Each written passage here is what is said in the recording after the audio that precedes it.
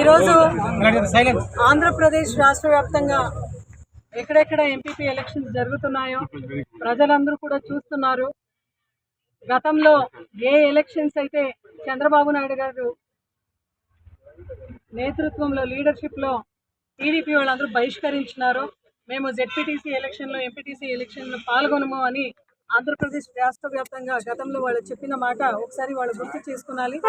ఈరోజు అధికారం ఉంది, కూటమి ప్రభుత్వం వాళ్ళందరూ కూడా కలిసి అధికారంలో ఉన్నారని చాలా దౌర్జన్యంగా మళ్ళా బెదిరించి కూడా ఈరోజు ఎంపీపీ ఎలక్షన్స్ చేసుకోవడం ఎంత మాత్రం సమంజసమని అడుగుతున్నాం. ఈరోజు సత్యసాయి జిల్లా కదిరిలో కూడా ఎంపీటీసీలు అందరూ కూడా ఈరోజు పిలుచుకొని పోయే వైనం చూస్తుంటే చాలా బాధాకరంగా ఉంది. ఎందుకంటే హౌస్ అరెస్ట్ చేస్తూ మక్బుల్ అన్న గారిని, పూల శ్రీనివాస్ రెడ్డి గారిని హౌస్ అరెస్ట్ చేస్తూ ఈరోజు ఎంపీటీసీని లోపల పిలుచుకొని పోయేంత అవసరం ఏమి పడింది కూటమి ప్రభుత్వానికి, పోలీస్ యంత్రాంగానికి అని నేను ప్రశ్నిస్తున్నాను. అదేవిధంగా నిన్న అనెక్షర్ 1, అనెక్షర్ 2 రామ్గిరి అంటే రాప్తాడ్ కాన్స్టిట్యున్సీలో కూడా మన వాళ్ళు ప్రొడ్యూస్ చేసేకపోయినప్పుడు కూడా వాళ్ళని కొట్టి మళ్ళా ఆ ఒక వెహికల్ని గ్లాస్ అన్ని పగలగొట్టి దాంట్లో కత్తులు పెట్టి దాడులకు దిగడం ఎంత మాత్రం సమంజసమని నేను ఈరోజు అడుగుతున్నాను. అదేవిధంగా ఈరోజు పెనుగొండ రొద్దం మండలంలో కూడా ఎంపీపీ ఎలక్షన్ జరిగే ఒక విధానంలో కూడా చాలా మంది ఎంపీటీసీలకు టీడీపీ వాళ్ళు ఫోన్ చేసి వాళ్ళకి ఏదో రకంగా ఒక ఆమిషాలు అదేవిధంగా ప్రలోభాలు పెట్టి మీరు రాండి అండి పిలవడం ఎంత మాత్రమో ఇక్కడున్న మంత్రి గారికి సమంజసమని నేను అడుగుతున్నాను. ఎందుకంటే ఈరోజు బలము కదిరిలో కానీ, రాప్తాడ్లో కానీ, రొద్దంలో కానీ మనకే బలం ఉంది, వైఎస్ఆర్సీపీ పార్టీకే బలం ఉంది.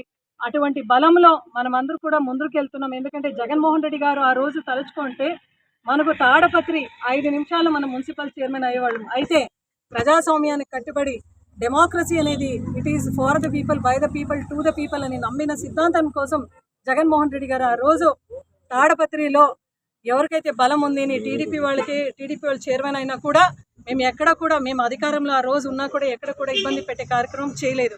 అయితే ఈరోజు బాధాకరం ఏంటంటే పోలీస్ యంత్రాంగం కూడా, పోలీస్ వాళ్ళు కూడా ఈ యొక్క సత్యసాయి జిల్లాలో వాళ్లకు సపోర్ట్ చేయడం చాలా బాధాకరంగా ఉంది. అదేవిధంగా అధికార యంత్రాంగం కూడా మీకు ఒకే మాట చెప్తున్నాను, ఎల్లవేళలో కూటమి ప్రభుత్వానికి అధికారం అనేది శాశ్వతం కాదు. మీరు వీలైతే ఇప్పుడు జరగబోయే ఎలక్షన్స్లో నెక్స్ట్ మీ ప్రభుత్వంలో 2024లో మీరు గెలిచినారు కదా, ఇప్పుడు మీరు పోటీ పడండి. ఇప్పుడు మీరు పోటీ పడినా కూడా మనమే గెలుస్తాం. ఎందుకంటే సూపర్ 6 హామీలు కూడా మీరు ఫెయిల్యూర్ అయినారు.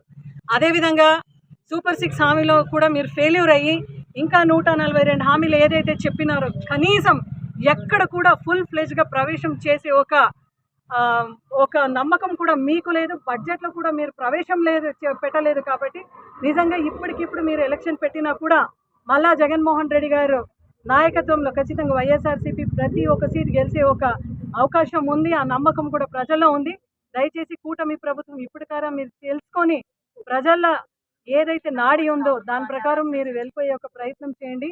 ఈరోజు ఏదైతే కూటమి ప్రభుత్వం కదరిలో, రాప్తాడ్లో మీరు ఏదైతే ఈరోజు పోలీస్ యంత్రాంగం, అధికార యంత్రాంగంతో మీరు ఏ ఒక్క రాజకీయం చేస్తున్నారో అది మీకు ఎప్పుడు కూడా శాశ్వతం కాదు. మళ్ళా మాకు కూడా మీరు రెడ్ బుక్ రాజ్యాంగం అమలు చేసి దానికి ఒత్తాసు పలుకుతున్నారు. మళ్ళీ మేము కూడా అధికారంకి వచ్చినోడు కూడా మళ్ళీ అదే అధికారాలతో మీరు ఎక్కడ కూడా పోరు. ఖచ్చితంగా మనతో మీరు మళ్ళీ వర్క్ చేయాలా.